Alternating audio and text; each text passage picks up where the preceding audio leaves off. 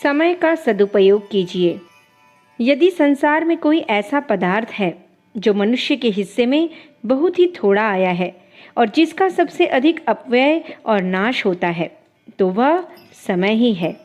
जब हम इस बात का ध्यान करते हैं कि जीवन में हमें कितना कम समय मिला है, तो हमें उसके अपव्यय पर बड़ा ही आश्चर्य होता है। और बातों में तो हम लोग बहुत कुछ सचेत रहते हैं, पर समय को बड़ी बुरी तरह से नष्ट करते हैं। ऐसे लोग बहुत ही कम हैं जो इस बात का ध्यान रखते हैं कि उनका कितना समय आवश्यक और उपयोगी कामों में लगता है और कितना हंसी दिल्लगी, सैर तमाशे। कभी अपने समय के सद और असद उपयोग का हिसाब लगावें तो लज्जित और दुखी होने के सिवा आपसे और कुछ भी न बन पड़ेगा।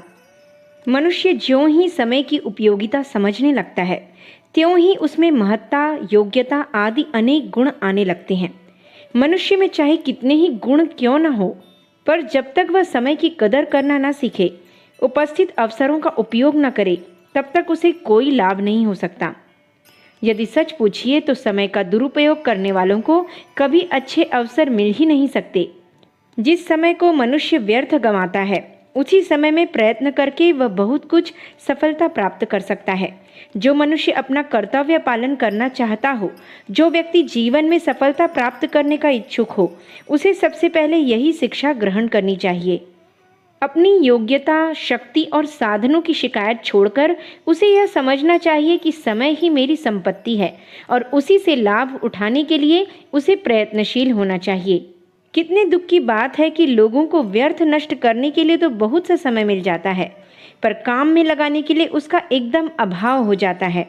संसार का सबसे अधिक उपकार उन्हीं लोगों के द्वारा हुआ है जिन्होंने कभी अपना एक क्षण भी व्यर्थ नहीं गंवाया।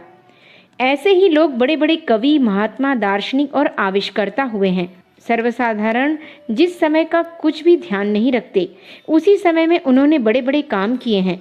उन्होंने एक क्षण भी व्यर्थ नहीं जाने दिया। एक महात्मा का मत है, हमें उत्तम अवसरों के आसरे न बैठना चाहिए, बल्कि साधारण समय को उत्तम अवसर में परिणत करना चाहिए, और यही सफलता प्राप्त करने का बहुत बड़ा सिद्धांत है। समय की व्यवस्था से बहुत काम निकलता है।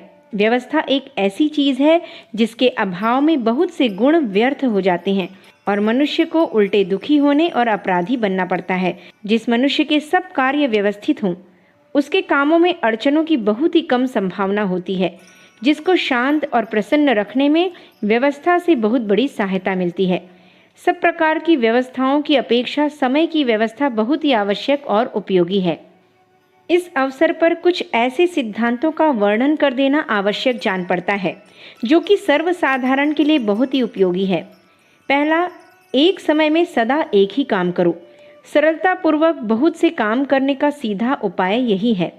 जो लोग एक ही समय में कई काम करना चाहते हैं, उनके सभी काम प्रायः बिगड़ जाते हैं। दूसरा, आवश्यक कामों को तुरंत कर डालो, उन्हें दूसरे समय के लिए टाल न रखो। जो लोग कामों को टालते जाते हैं, उनके बहुत से काम सदा बिना किए ही पड़े रह जाते हैं और जिससे कभी कभी भारी हानि भी जाती है। कहा है, काल करे सो आज कर, आज करे सो अब। यदि हम कल का काम आज ही न कर डालें, तो कम से कम आज का काम तो जरूर निपटा डालें। तीसरा, आज के काम को कल पर कभी मत छोड़ो। जो लोग अपना काम रोज करते चलते हैं, उन्हें कभी बहुत अधिक काम की शिकायत नहीं करनी पड़ती। यदि हम आज अपना काम न करें, तो कल हमें 2 दिनों का काम करना पड़ेगा। यदि हम एक ही दिन में 2 दिनों का काम न कर सकें, तो और भी कठिनता होगी। सारा क्रम बिगड़ जाएगा और एक दिन की जरा सी सुस्ती या असावधानी से हमें कई दिनों तक कठिनता सहनी पड़ेगी।